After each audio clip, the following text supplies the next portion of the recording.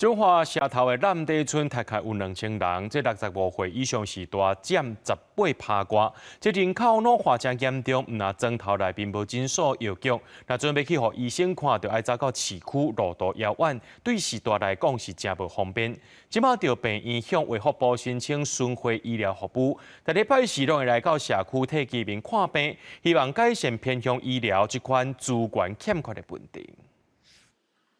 中华社头的南地村人口大约2000人，65岁以上的时代占18.6%，但是庄内无医生馆嘛无药局，社区的时代若破病，就爱去市区看医生，交通真无利便。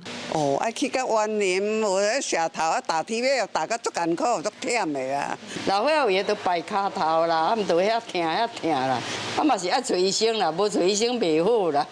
南地社区表示，庄内的少年辈大部分拢出外去食头路，时代若要去市区看病，就爱坐公车，路途遥远。即阵有病院向卫福部申请改善计划，逐礼拜四会来社区替居民看病。阮这时代若袂晓徛倒摆，啊若无家人较载的话，因拢爱去咱的万林客运的车牌卡，啊等1点钟一班的车。